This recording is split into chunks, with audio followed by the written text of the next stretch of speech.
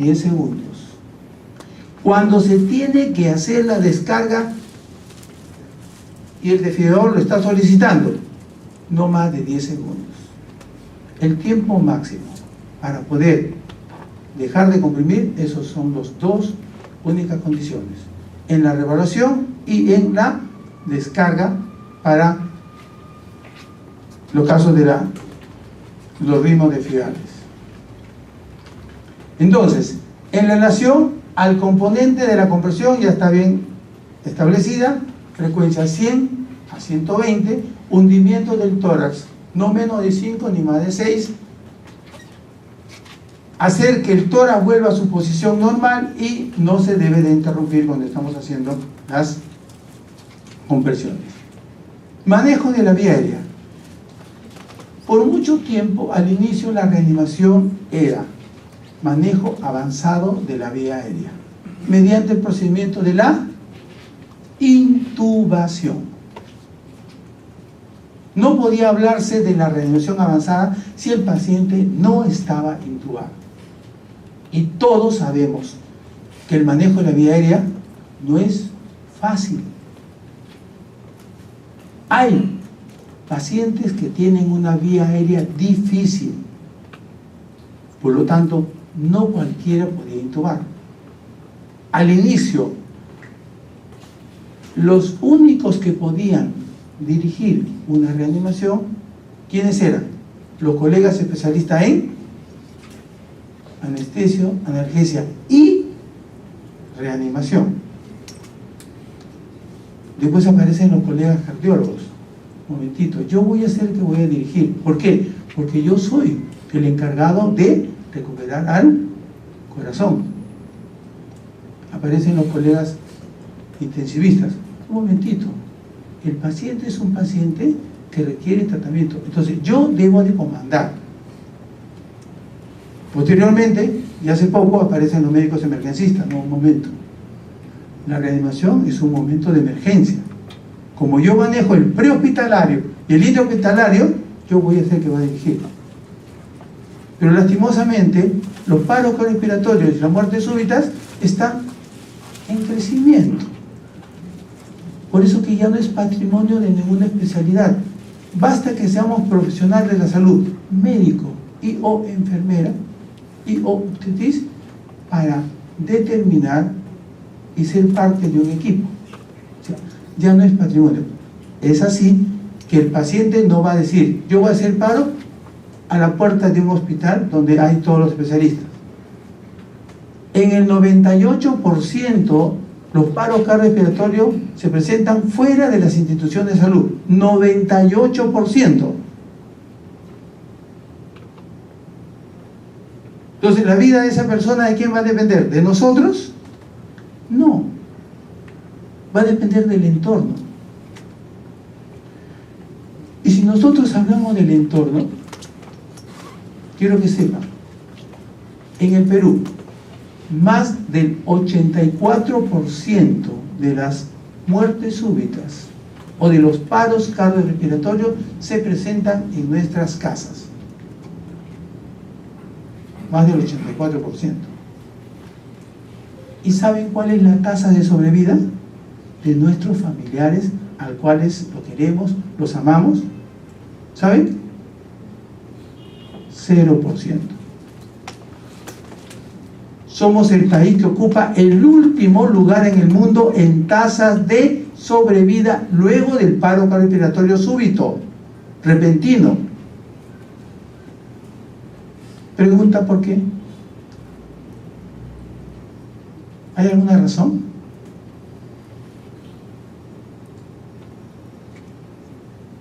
¿O es que la muerte súbita es más seria, más grave, más difícil en el Perú que en otros países? ¿Por qué?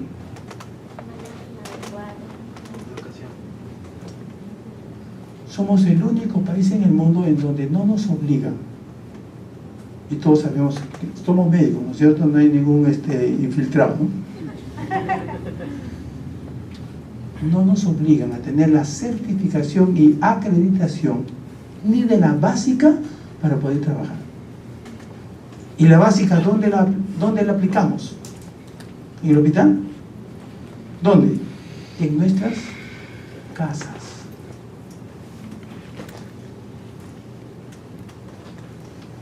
El doctor Carpio trabajamos en el Revalliati. La cantidad de pacientes que llegan cadáveres. En 4 minutos el cerebro, ¿qué le pasa? Muerte irreversible, daño cerebral, llegan cadáveres. ¿Por qué?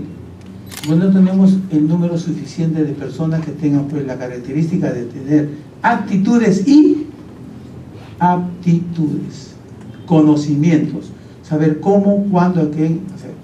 Entonces, muchos teníamos el concepto antes de que nosotros los médicos teníamos que comenzar nuestra certificación con la RCP avanzada. Doctor, yo soy médico, ¿cómo me venía a enseñar aquí a mí la básica? Felizmente que ese concepto ya lo hemos cambiado. Sustento de la avanzada es la básica, y si no recibe una RCP básica, por más que lo llevemos al mejor hospital del mundo con los mejores reanimadores, ¿qué pasa con ese familiar? Es un cadáver. No contábamos con un sistema de atención médica de urgencia prehospitalaria. Teníamos servicios. ¿Y qué hacían los servicios? Recoger, cargar, llevar, hacer que quien sea el elemento más importante de ese equipo médico en la ambulancia, el chofer. Fórmula 1, pásate la luz roja, corre, llega lo más y deja al paciente que te lo reciban. ¿Qué tipo de pacientes recibimos? Cadáveres. Que yo sepa, hasta ahora los cadáveres no se reaniman, ¿no es cierto? Y muchos de esos cadáveres, y no me deja mentir el doctor Carpio, han sido compañeros de nosotros que han trabajado en el hospital. Muerte súbita, un colega en mi promoción, saliendo de guardia, esperando ir a buscar a su madre para comprarle los regalos de Navidad. Regresó cadáver. Nos fue difícil entenderlo, que un colega intentábamos reanimar cuando ya sabíamos que no podíamos reanimar. Así como él, familiares directos de los colegas, sus hijos, sus esposos, sus esposas, sus papás. ¿Por qué? Porque no tenemos la capacidad de hacer una RCP de alta calidad básica en nuestra casa. Todavía no contamos con un sistema que esté bien sustentado en lo del SAMU. Sabíamos que no tienen acreditación ni en la básica ni en la avanzada.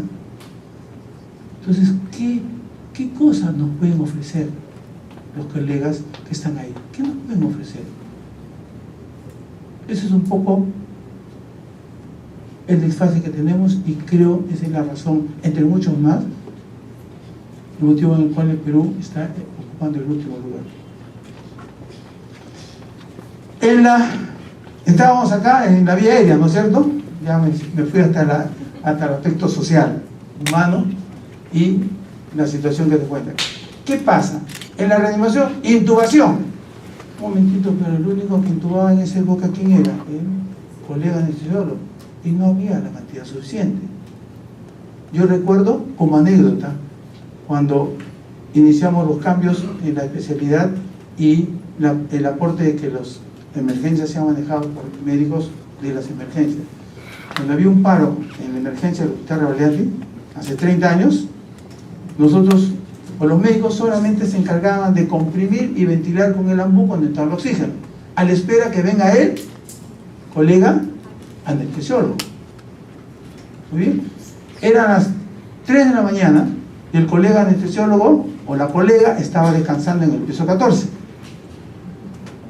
Imagínense, mientras que le pasaban la voz, mientras que la colega mujer no va a salir como estaba con su pijama, todas esas cosas, ¿no?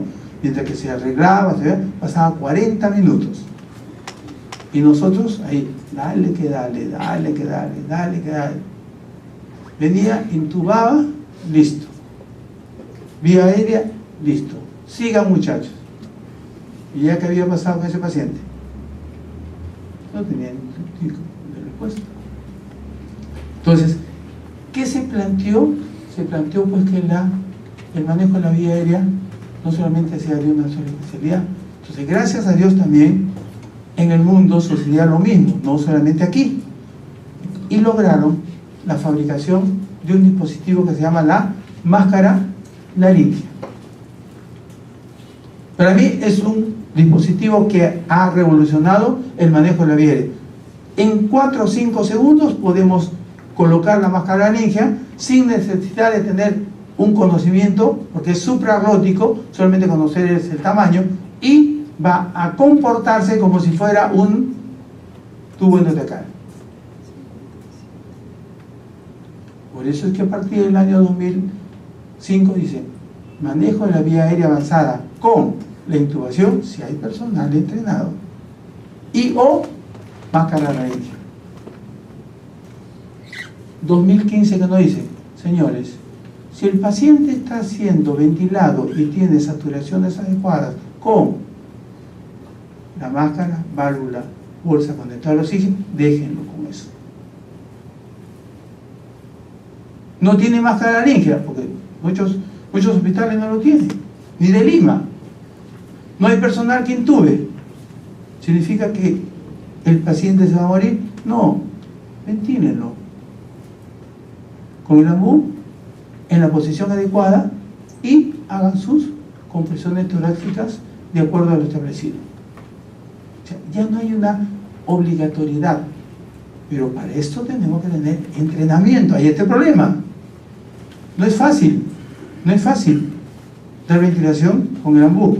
Es más fácil colocar el tubo, la máscara y presionar, porque pegar la máscara, estar en la posición C y E, muchos no pueden, muchos no tienen conocimiento, y más todavía cuando un paciente está en paro. Pero vuelvo a repetir entonces, que el manejo de la vía aérea avanzada debe ser siempre o intubación o máscara laríngea. Cuando ya está intubado o tiene máscara laríngea, automáticamente la RCP cambia, ¿no? Ya no es 32, sino el que comprime de manera ininterrumpida a una frecuencia de 100 a 120, y el que ventila ahora sí ha cambiado. Antes decía entre 5 a 6 segundos, ahora se ha estandarizado para todas las edades. Se debe ventilar a una persona que no está respirando cada 6 segundos. Y en la reanimación avanzada, cuando ya la vía aérea está permeable, cada 6 segundos. En un volumen no mayor de 400 centímetros cúbicos. No queremos hacer una hipertensión pulmonar, porque al hacer una hipertensión pulmonar, ¿qué sucede? El retorno venoso disminuye y el gasto cardíaco queda en cero, porque el alveolo está hipertenso y está presionando a los vasos arteriales y venosos. Los vasos arteriales y venosos no tienen presión, por lo tanto no va a difundir el oxígeno. Si soltamos al alveolo, va a difundir, va a llevar lo que nosotros estamos haciendo en la compresión. Por eso no se permite la hipertensión pulmonar, frecuencias altas ni volúmenes altos en el paro, especialmente en lo que corresponde a la ventilación.